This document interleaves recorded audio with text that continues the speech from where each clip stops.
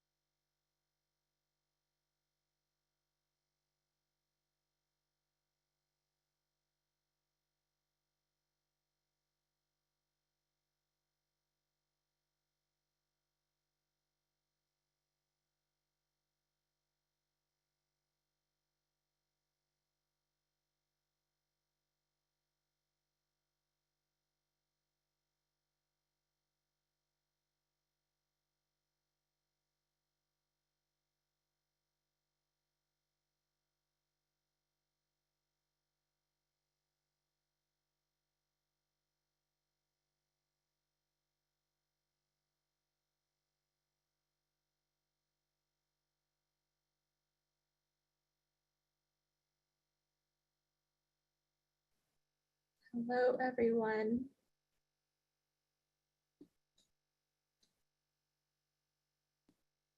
All right. Can everyone hear us?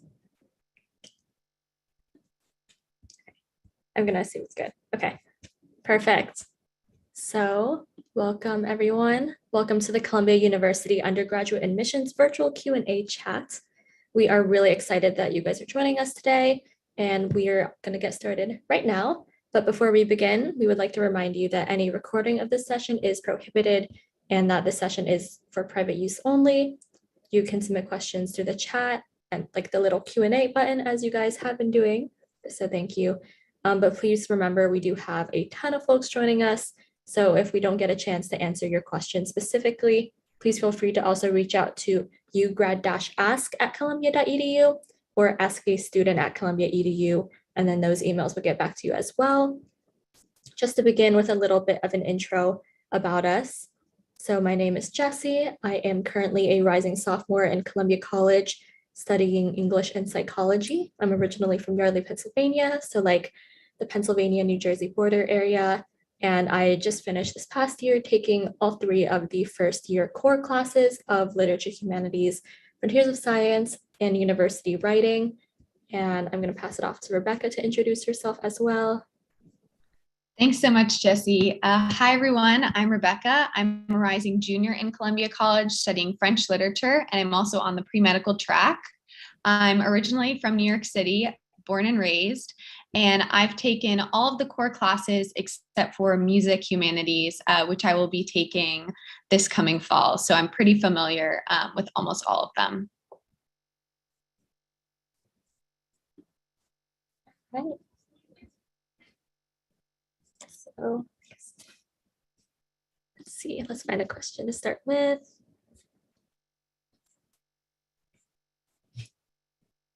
Should we just like start with an overview of what the core is? Yeah, so this session, as Jessie was saying, is focusing on the core curriculum and the student experience of the core curriculum. So if you have questions relating to that, those are the main questions we're going to be answering in the Q&A. And that's a great idea, Jessie. Do you want to start with some of the core curriculum classes that you've taken, and then I can fill in? Yeah, all right. So this past year obviously was my first year at Columbia. And so in your first year, you're going to be taking 3 of those core classes. And as I mentioned earlier, they're Literature, Humanities, Frontiers of Science, and University Writing. And so Literature Humanities, we kind of just call it Lit Hum here, but it's basically a class where you're reading a ton of texts in literature all the way from Homer's Iliad in the fall. And then in my class in the spring, we most recently finished with Claudia Rankine's Citizen. And so it's like thousands and thousands of years of texts. And then Frontiers of Science is a class where they bring in some lecturers. So you have 4 units. I had, neuroscience at first, and then astrophysics, biochemistry, and then environmental science. And then I had a sort of smaller seminar with that as well, which is really cool. My seminar was actually taught by the director of Frontiers of Science. So I've like never seen someone so excited to talk about science before. And so I could go into both of those experiences more deeply if there's any questions about that. But then also I had University Writing, which is the first year writing seminar. And I was in the film and performing arts section. So I learned how to write like an op-ed and a research paper. And I wrote my like big research paper about Joker and like serial killers in cinema history. So that was also a really, really fun thing to do.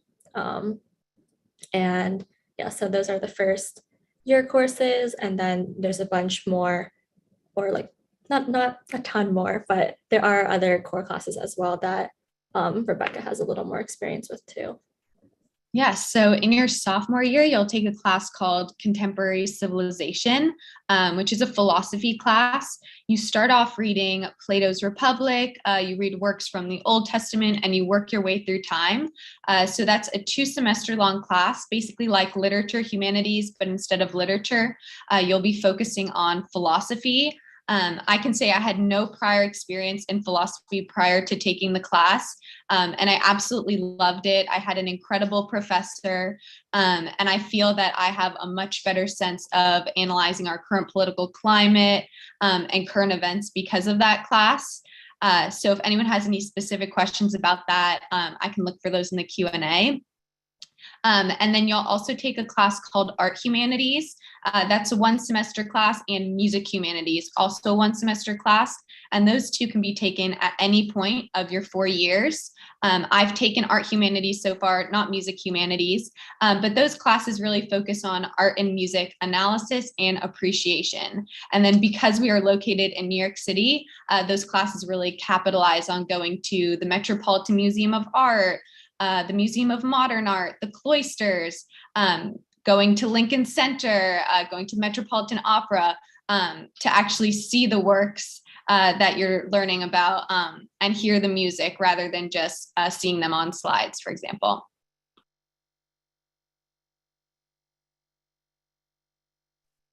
So I think we can just answer some of the questions that are coming in fast and furious in the Q&A. I'll answer this one. Do you find the core curriculum to be restricted? So I actually think that the core curriculum, I'll click answer live. The core curriculum honestly opens up a lot of possibilities. I know I have a lot of friends who, they had no prior experience in philosophy, for example, and they ended up majoring in it from having taken that core class. I will say that the way your courses end up is that 1/3 of courses are for your major, 1/3 are for the core curriculum, and the remaining 1/3 are for another area of study or just electives. So you do have a lot of flexibility there. So I haven't found the core curriculum to be very restrictive because you do have that 1/3 that's completely open to doing absolutely anything you want. Yeah, for sure. I also think, like we're both in the humanities, so we're like a little closer to some of the subjects taught in the core, but I have friends who are like, one of my friends is a pure math major and he absolutely loved taking literature humanities his first year. I actually got him to like switch into my section of that class because I was really lucky in my like specific class, and the professors and the students were really close and had really great discussions. And I know a lot of my friends in STEM classes have also just like really enjoyed sort of being pushed outside of the literature that they usually tend to read in like textbooks or more just theory-based novels and texts, and like really exploring more of a humanities literature side to go along with their more technical classes. And then kind of on the opposite end of that, since I'm also seeing some questions about like as a humanities student, what is it like taking the science classes? I would say they definitely make it like really manageable for everyone on both ends. So Frontiers of Science, for instance, does cover a lot of different subjects, but it's a lot of like exactly what the title sounds like, what's on the frontier of those subjects. So what's currently happening in the world and in the research going along with it. Like in my biochemistry unit, we talked about COVID and we talked about vaccines and sort of how those are formulated.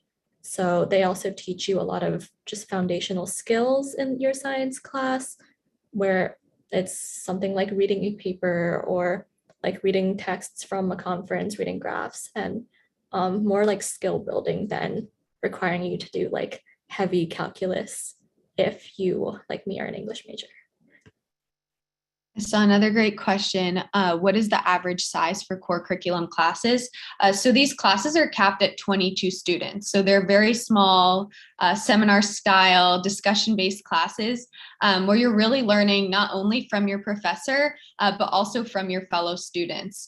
So we have a very diverse group of students at Columbia. Over 60% identify as students of color, 20% are the first generation in their families to attend college, 20% are international. We have students from 150 countries, all 50 states. So no two students are going to have the same interpretation of any of these works. So it leads to some really interesting discussions and often some pretty lively debates too, in my experience. Yeah, for sure. I totally agree with that. I'm seeing some questions about our favorite pieces that we've read in the core, and I always love to talk about that. So I would say something that I really loved was I got to almost reread or get a little more depth on stuff that I started exploring in my high school years. So like I took some classics classes through high school, but I never actually read the Odyssey or the Iliad or like any of those major texts. It was more about learning the languages. So I finally got to read that in literature humanities. And then this past year, a few of the texts I really loved were like Song of Solomon by Toni Morrison is so incredibly That's what I was good. gonna say. Virginia Woolf is one of my favorite authors ever. And so we read To the Lighthouse in her class. I have a tote bag that has To the Lighthouse on one side and Mrs. Dalloway on the other side. I like carry it on our campus tours sometimes, but I brought that bag to my To the Lighthouse class when we were reading it in literature humanities. And so that was definitely like a good moment for me. So I would say you get a really good idea of different genres, whether it's poetry or theater or like regular fiction, just in one class alone, which I really like. What about you? I was going to say Toni Morrison's Song of Solomon.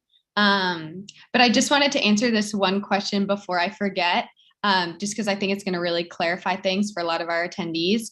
So the question is the core curriculum the same for all students regardless of major at Columbia? So the answer is yes. You may be familiar with distribution requirements at some other schools that can be fulfilled in a lot of different ways. But the core classes that we're talking about are the same for all students. So they have standardized syllabi. All students are going to be reading the same texts at the same time. So it's a great point of commonality, you know, with all your fellow first years, as well as with alums who also read the same works. So the science requirement and the foreign language requirement and the PE requirement are unique in that those can be filled in different ways. But those classes that Jesse and I were talking about in literature, philosophy, writing, science, art, and music are the same for all students regardless of major.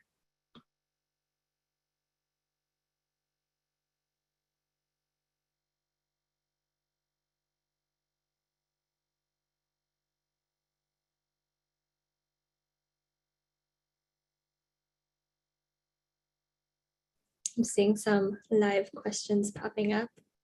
Let's see who came in first. David, do you have something to ask?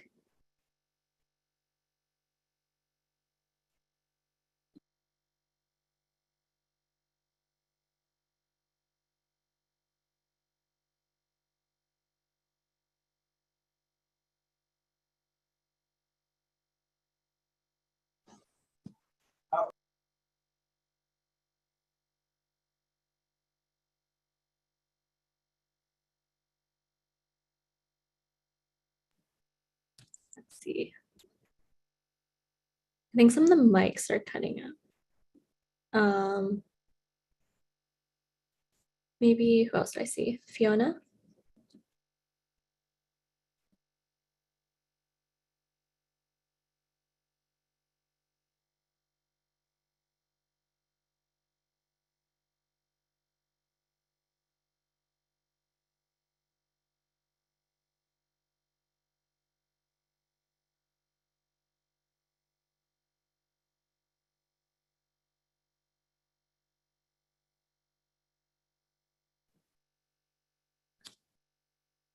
All right. Okay, it seems like because we have a lot of people, the live questions thing is getting a little confusing. All right. To keep reading some of the questions in chat though, I would say,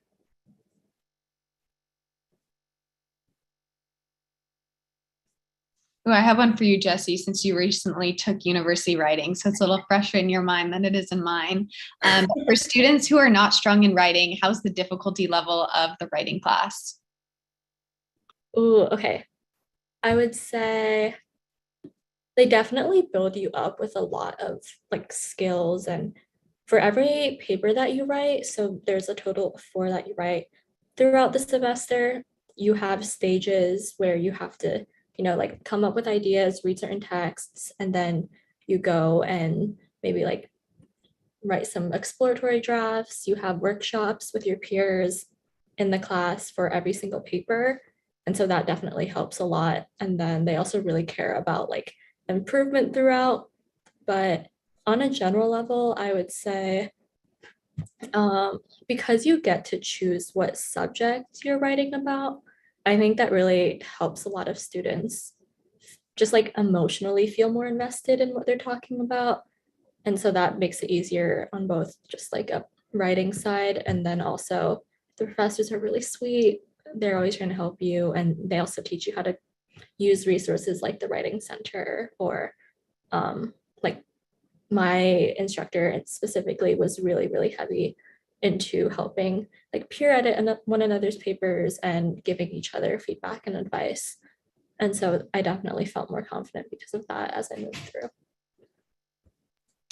Yeah, I definitely agree. I think the point of the class is really, students are coming from all different backgrounds in different high schools. So just making sure that everyone feels comfortable writing an analytical paper is kind of the point of the class. It is capped at 12 students. So because you're reading one another's work, like Jesse was saying, you get really close to the other students in your class. So it's really great for making friends too, like while you're working on your writing skills.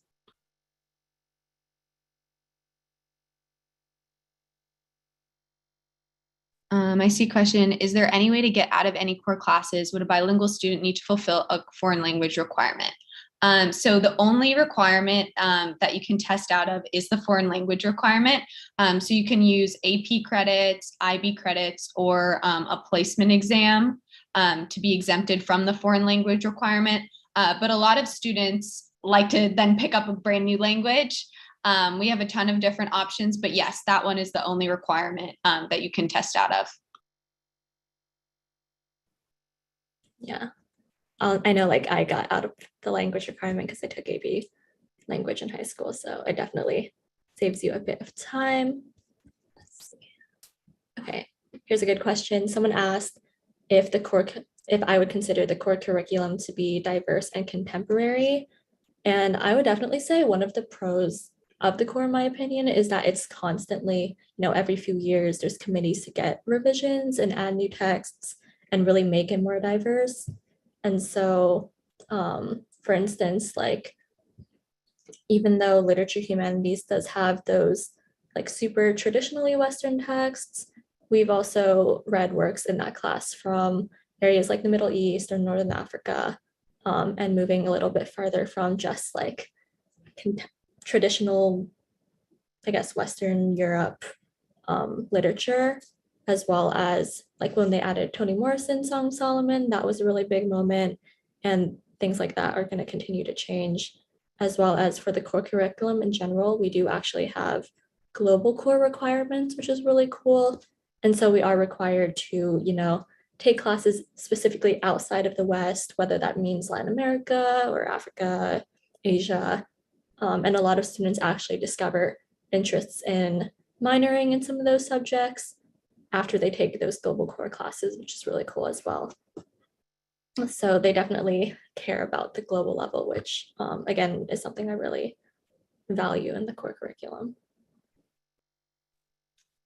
Definitely. I saw a great question about the differences between the core for Columbia College and for Columbia Engineering. So I'm in Columbia College, so I have the experience with that extensive core, but Columbia Engineering students take an abridged version of the core curriculum. So they have both a technical core and a liberal arts core. So I believe you have a choice between literature, humanities, contemporary civilization, or global core. And then they also have unique engineering core classes. So in your first year, you'll take art of engineering, which is where you'll hear from all the different departments. It's a weekly lecture series to help you decide what you want to major in. And then as a senior, you'll take Senior Design Expo. And so in a small group, you'll be designing an original prototype in response to an engineering problem. So those are a couple examples of the core classes that are uniquely for Columbia Engineering students, but they also do have some of that liberal arts core. There's just more choice.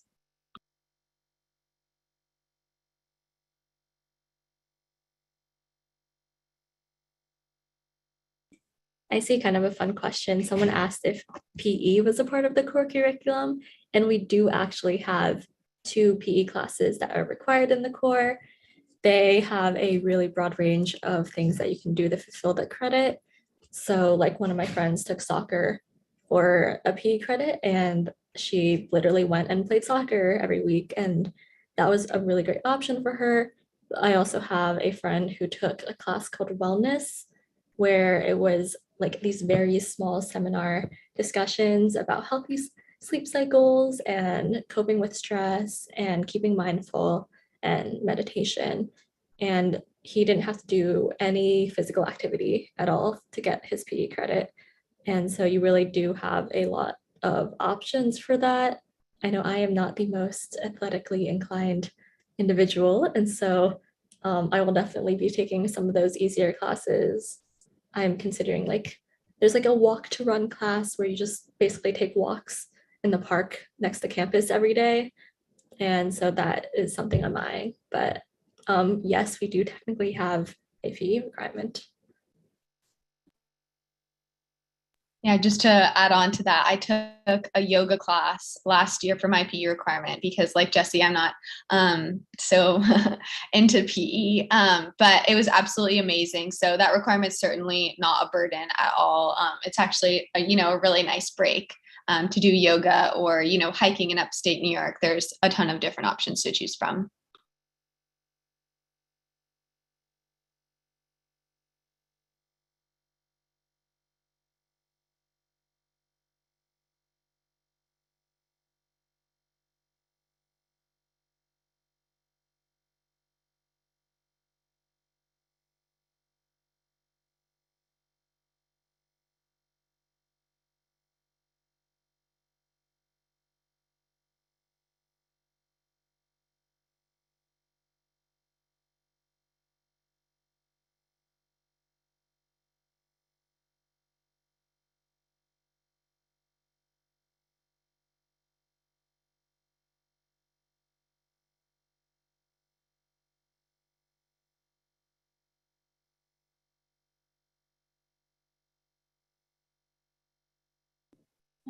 Just real quick as we go through some of the questions and figure out the next thing to answer, just like a bit more basis on the core for Columbia College and Columbia Engineering.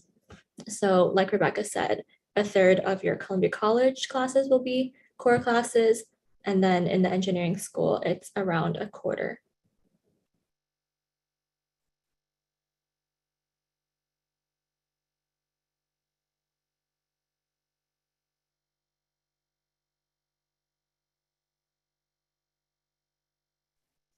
Let's see, I'm going to go through what have your favorite classes been? What about your favorite core class?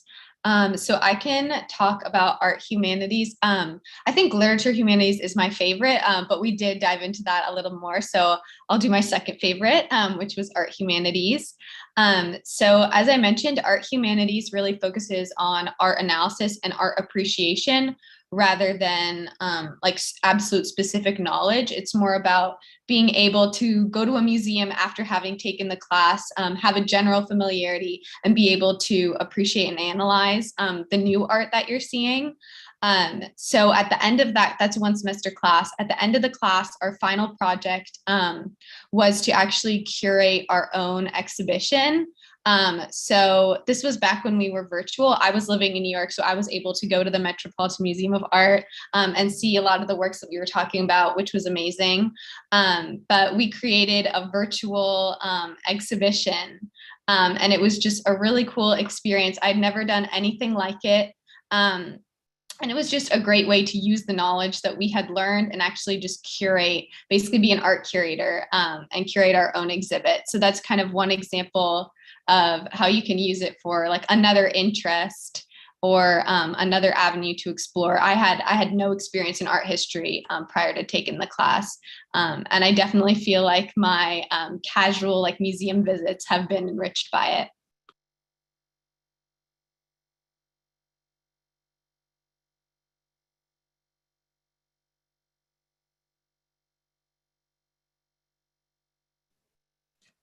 Yeah, I think the fact that like because it is a set of classes that everyone is taking, you don't necessarily need to have much prior experience at all with any of the subjects, like especially if you don't plan on studying it as a major.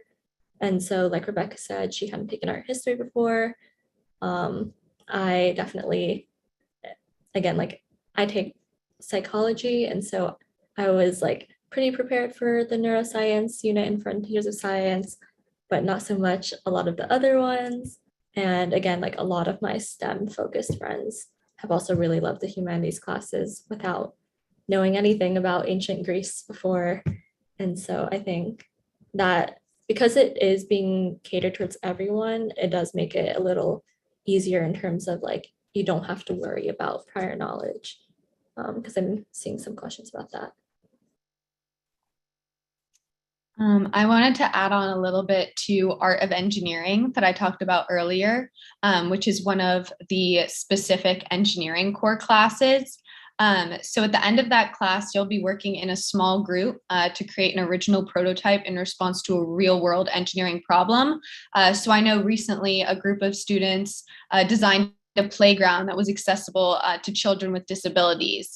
So those are the types of questions that you're working to answer. And there's a huge emphasis in the engineering school on entrepreneurship in general. So that's great practice for when students can receive funding for starting startups and nonprofits. That starts in that class in the first year. I also wanted to answer the question, how did the core curriculum classes benefit you personally? Did you find it useful for other classes? So I found that literature humanities especially was extremely useful when reading any work of literature. So in a lot of my French literature classes, I'll actually go back and look at some of my notes from literature humanities because there will be references from the literature humanities text that we've read. And then in contemporary civilization, when I'm talking with, friends or family members about current political issues, I find that I'm really drawing on the knowledge that I learned in that class. For example, my final paper for contemporary civilization was about a COVID-19 vaccine mandate and if the works we had read supported national vaccine mandates or not. So that was a really great way to apply the knowledge that we learned to a real world political issue. Yeah, for sure. I think, again, like I'm an English major, and so literature humanities was really helpful. And honestly, my English classes that I'm taking at the time also kind of fired onto literature humanities, so they were helpful vice versa. But for instance, one of my favorite courses that I've taken like ever so far in college has been this lecture on Chaucer's Canterbury Tales last semester. And I went into that class knowing absolutely nothing, but I was lucky that my literature humanities class was kind of lining up perfectly in terms of like which texts we were reading at the same time. And so I was reading like Marie de France's Lays, which is also like medieval romance, chivalric romance poetry. And so I was able to like transfer information and then bring up cool points in both classes because of that, that I wouldn't have known either without either of them. And so that was really cool. And yeah, like the projects I've done have also honestly taught me a lot about different things just in the process of writing, say, a creative paper or any of that. So that has been really fun. One question I keep seeing pop up is about the workload of some of these core classes. So I also wanted to talk about that a little.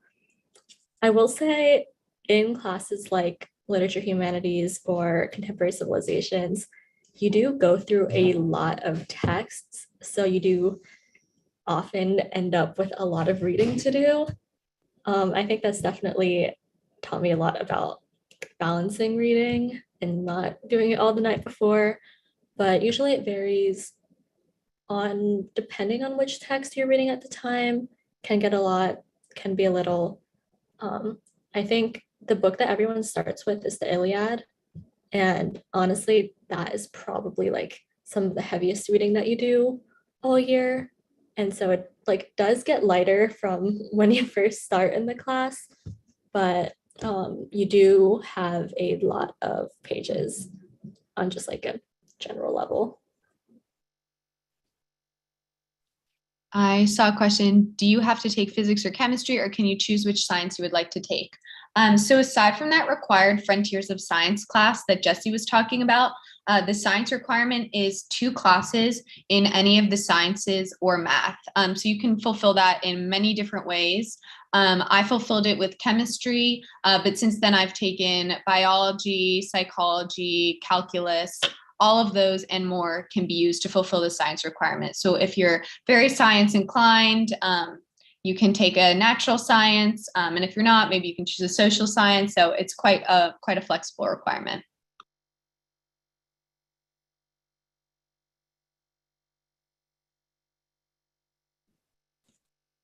One question that's kind of cool is someone asked how the course impacted the way I approach discussion or debate.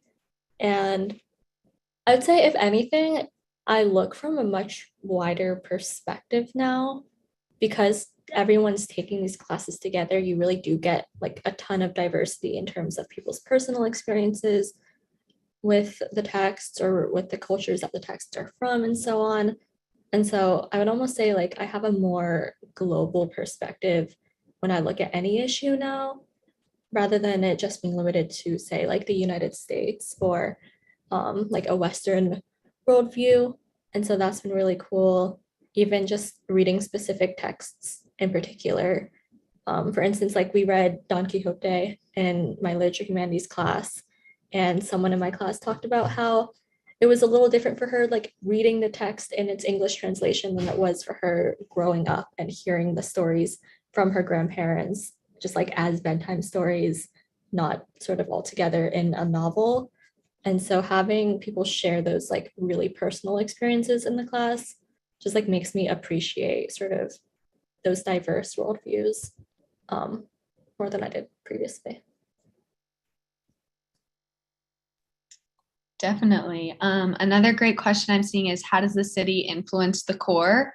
So I kind of touched on this a little bit earlier, but especially with art and music humanities, having access to incredible museums and operas and Broadway shows really enriches the experience of art and music humanities.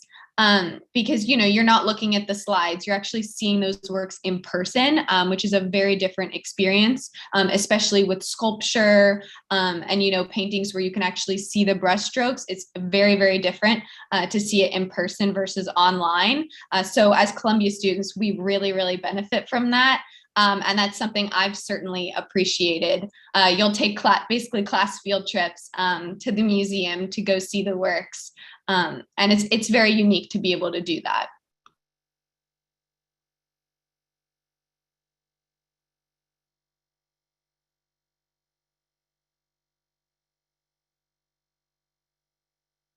I can also answer a question about Frontiers of Science, since we were talking about that earlier. So the question was, is Frontiers of Science an in-depth of all those types of sciences that we mentioned? Is it alongside other classes if you want to major in a science-related study? Okay, so basically it has different units, as Jessie was mentioning, and those units are kind of on the frontier of research. So there's a climate unit, a biology unit, a psychology unit. So you're learning about things like the COVID-19 vaccine, climate change, and it's really less about very specific scientific knowledge than about scientific thinking and analysis and being able to understand what's happening in the world in science research. So I wouldn't say it's extremely in-depth, but it certainly gives you the tools and the skills to talk about these topics intelligently, to read a research paper intelligently, skills like that.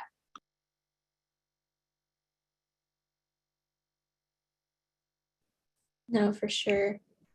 I think, yeah, having like really cool speakers come in and talk about specifically what they're studying in Frontiers of Science is also really cool. Like instead of, some of the other classes where you're reading a novel or reading a long text as part of class, you're like going to lecture and hearing, say, Brian Greene, who was like a guest on The Big Bang Theory and on like all these talk shows, and then he's coming in and talking about exactly like what he wrote his most recent book on, and then having like office hours with the students. And so you're learning on a much more almost like hands-on level by going in and then going to your discussion sections and like doing debates or whatever hands-on work there. And so that is definitely, I think, a really cool part of Frontiers of Science, in a way that that class is a little different from like some of the other more textual classes in the core. I had a question from an international student about if there's any specific core classes that international students will be taking. So the answer is no. The core curriculum is the same for all students. There's the Columbia College version of the core, which is the more expansive one, and then the Columbia Engineering version of the core. The only difference for international students is that university writing does have themed sections. So the section that I took was called Contemporary Essays, and there is a section for international students that you can opt into if you'd like to choose that themed section. But other than that, it's exactly the same, and you can take, whatever themed section of university writing you want. That's just an option that's there for you.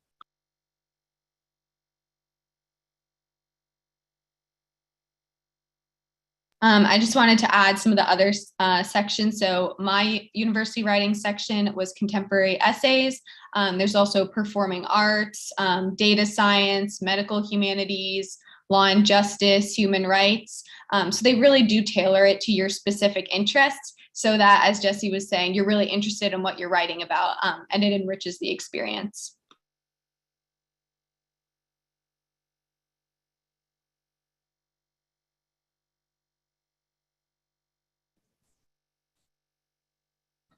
Seeing a couple questions about how some of the core classes are structured. And so you will have, the same final exam in a lot of cases in your core classes, because they are like generally standardized syllabi, but your professor does have the ability to like adjust it a little based on what you actually did in class. So for instance, my literature humanities professor, because we sort of added a couple texts here and there, took out a few texts here and there on things like the passage identifications or like passages to write essays on and so on. He gave us like a little more flexibility, and he made sure it was stuff that we specifically talked about in class and like what he thought was reasonable and everything, which is really nice. And they also have like each professor will have their own versions of like what essays they might want you to write. It'll probably be anywhere from like 1 to 3 in a semester, depending on, again, like what your professor prefers. But I know something I had in my class was we were given a creative paper option for both the first and second semesters of literature humanities as our final paper. And so I wrote basically like poetry for each of those, and it was really fun. One of them was like in an epic style to match sort of like the old classical literature. The other one was more just like blank creative writing, but that does give you the option to have some of those more creative options. You're not just writing analytical papers. And then something fun that my class also did was we had student presentations at the beginning of every class. And that was honestly like a really lighthearted way to just jump into the discussion. And so even though we would have, really intellectual conversations, the presentations would sometimes be on, like my friend and I partnered up on the couples that never were in Pride and Prejudice and what would have happened if they ended up together. Or my friend did like numerology in like the Aeneid, for instance, and talked about the 3s and the 4s and all of that. So professors definitely have a lot of flexibility in sort of tailoring the different syllabi to things they're interested in, but a lot of the finals and sort of those large scale things are standardized. Yeah, for one of my final projects for literature humanities, I wrote an extra canto to add to Dante's Inferno, incorporating characters from other works we've read, such as Pride and Prejudice and Song of Solomon. So you can really get creative with the final projects, and it's super interesting to see what all the students are doing. I also saw a cool question about advice to high schoolers for preparing for the core. And I think the best advice that I can give is to just develop a curiosity. I know, kind of like Jesse was saying, I had taken classics, I'd taken Latin and Greek, I had read the Bible, certain parts of the Bible, but I had never, taken an art history class or taken a music class. I loved reading literature. I kind of really went deep into analyzing it, and I wanted to develop that in college. So really just kind of finding out that you're interested in a lot of different things and you want to learn more about them, I think is really the beauty of the core.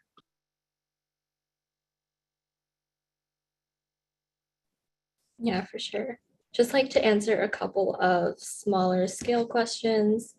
Someone asked if like math was a part of the core curriculum and you can actually take math classes to fulfill, or like one math class to fulfill one of the two science requirements. And so like I took stats as part of my psych major, and that, covered one of them. And then I also saw a question about if you have to do the core in New York City. And of course, like doing it in New York City has a lot of merit because you have a lot of those opportunities to go to museums, operas, and so on, like Rebecca talked about.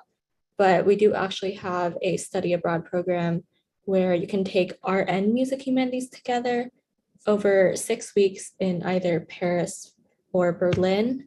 And so I actually have a couple friends who are going on that right now, but you basically go abroad, you still have, Columbia professors, but instead of going to the Metropolitan Museum, like Rebecca did for her art humanities class, you would be going to the Louvre. And so that is definitely a really, really cool option if you want to go abroad.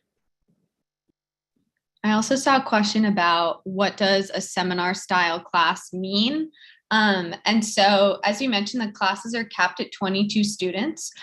So basically, you're all sitting around a table and it's a discussion. So all of the reading is taking place on your own time for homework, and the class time is dedicated to discussing the works and analyzing them. So you're not doing any reading in the class, it's really for discussion, and the professor is not lecturing, they're facilitating this discussion. They may be adding in a little historical context here and there, popping in with a little of their expertise, but it's really about the students' discussion.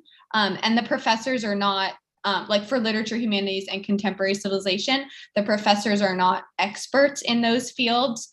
We have professors from all different fields. My literature humanities professor specialized in Russian literature. My contemporary civilization professor was involved in education research. So the whole point is that they're not experts, but they're there to help facilitate the discussions and, pipe in when needed.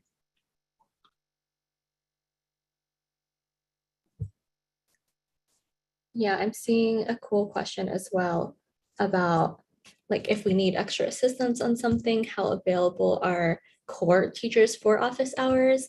And I would say in my experience, they're like super available. I mentioned early on that my instructor for Frontiers of Science was actually the director of the program. So she definitely had a lot going on.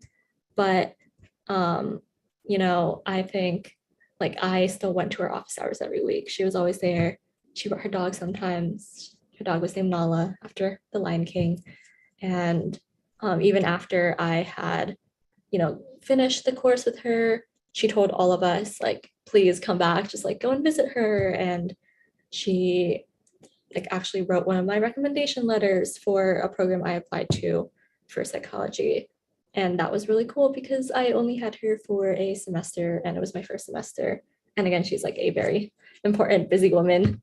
And so I would say all the teachers are really excited about what they're teaching, regardless of, like Rebecca said, in some classes, they might not be experts on every single thing that you're studying. They still really want to get to know the students and like learn more about the literature and subjects themselves. I saw a funny question. Is it true that Columbia students have a sleep deprivation problem because of the intensive workload they get?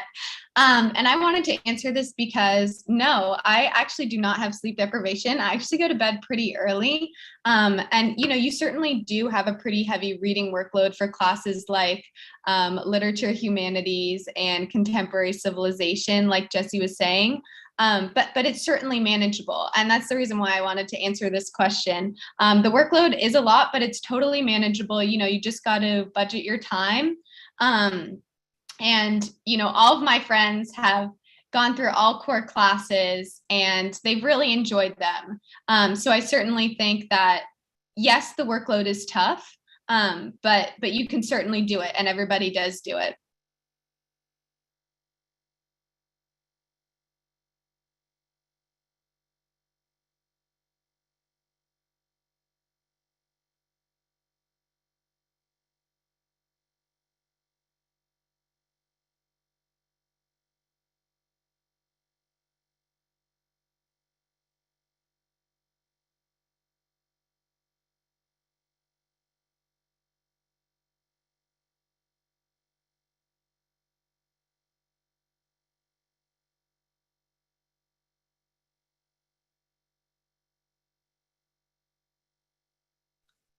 Let's see, I'm trying to find a good question for our remaining few minutes.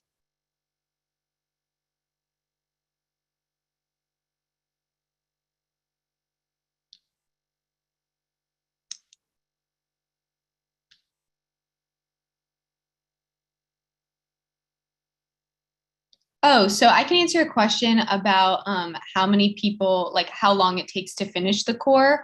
So the majority of your classes are going to be finished by your sophomore year. So I'm a rising junior. I only have one left, music humanities. So most students will finish by their junior year. Art humanities and music humanities are the only ones that can be taken at any point throughout the 4 years. So I guess, you could leave that to your senior year if you're interested in doing that. But most students will finish by their junior year. And so like your junior and senior year will be less core heavy, and you'll focus more on your major classes and your electives rather than the core.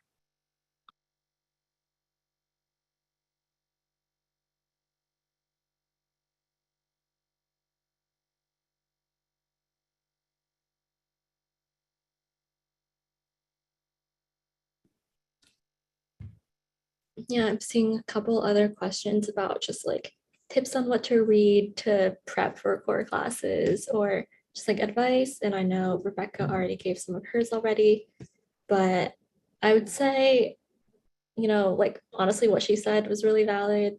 Be really open to exploring different things in the core. And like for me personally, I did have some experience with a lot of the subjects on like a very surface level, and I like didn't bother with any specific kind of preparation or any of that. But because you will be covering different genres and things like that, it could be useful maybe to at least like explore those a little bit. But honestly, it's like pretty chill. Again, like you don't need to have background info at all, basically. Chances are someone in one of your classes like just so happens to major in that specific field, and they will cover all of the background info for you. So it's generally just like everyone coming into a new thing together. You talk seriously about the books, but you don't need to like know exactly the historical context or honestly any historical context. And so like be open to different genres and do read.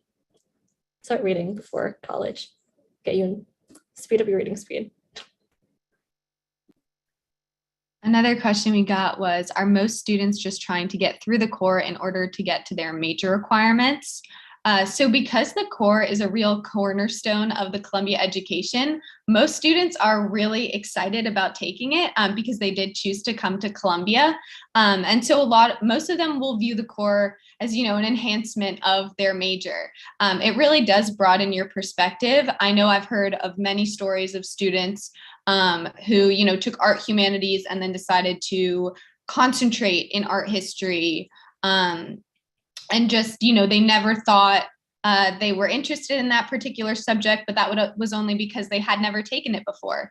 So the core really does give you an opportunity to explore that is really unique. You don't have to declare your major until your sophomore year. So if you come in undecided, it's a great way to explore before you ultimately declare your major. And, if you come in and you think, I absolutely want to major in this area of study, you might change your mind. So it really does broaden your perspective.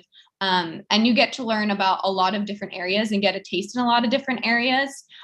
So you're never going to be like, oh, I don't like art history, because you got a chance to explore it. So, if that's something you're interested in or not. And then especially with art and music humanities, it just enriches your experience of going to museum and seeing a show, even just for fun. So in my opinion, those are great classes for anybody to take, even just for fun. Yeah, for sure. Kind of to add along to that, I'm actually considering saving some of my core classes for my later years in college. So I won't be doing like purely major requirements at that point. I still have maybe like a global core or just like a fun non-major class where I like get to have a little more carefree discussions and just talk about cool things, go on cool trips. And so I know that's definitely not like a personal choice either. Like a lot of different students will also choose to do a similar thing instead of sort of knocking out their core classes. But in terms of, I'm seeing a lot of like our core classes more competitive or collaborative. I would say 100% like collaborative. I don't, to my knowledge, just like none of them have a curve or anything like that. And so it really is like students working together. And because everyone's taking the same classes, you'll like have essays at the same time. You'll like be studying for the final at the same time and debating, what you want to write on, what you want to do your project on. And that can be a really cool experience. If anything, I would say like grades can be a little inflated in the core because everyone's taking it. And so they're definitely not going to like hurt your GPA in that sense. So yeah, I think it builds community between students and between students and alumni as well, much more than it does anything else. I think the final question I'm going to answer before we end our session is, are you in core classes with students not in your year? So whereas literature, humanities, university writing, and frontiers of science are uniquely for first years, and then contemporary civilization is uniquely for second years, art humanities, music humanities, global core, and science classes are all mixed year. So, a senior could be taking it, a sophomore could be taking it. You do get a chance to, meet students from other years in those core classes. So it's some and some.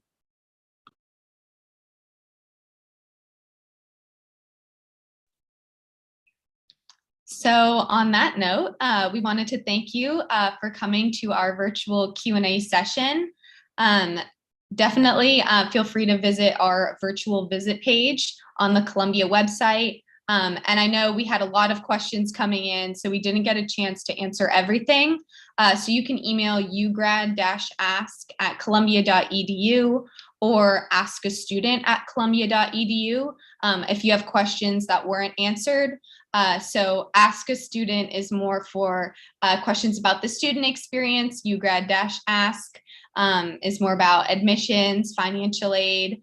So please feel free to email your questions if we didn't get a chance to answer them.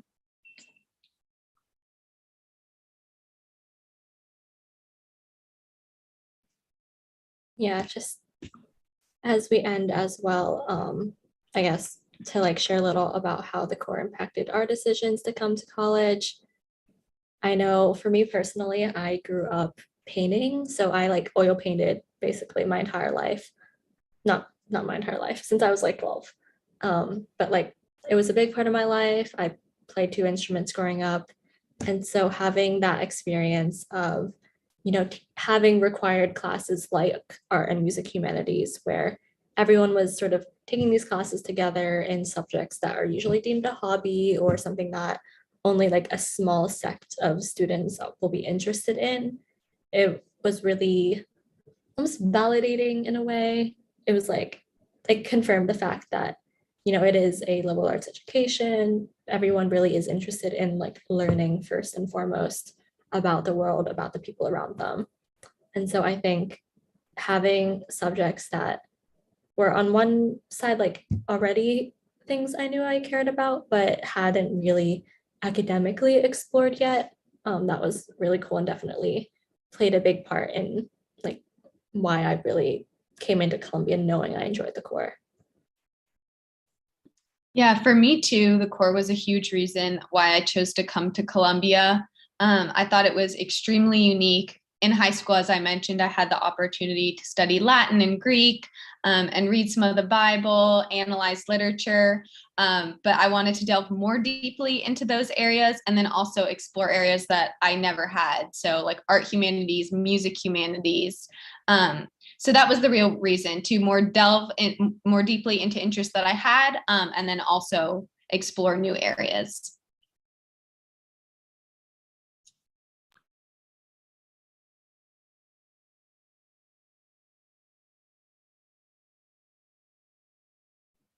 All right, I think that's it.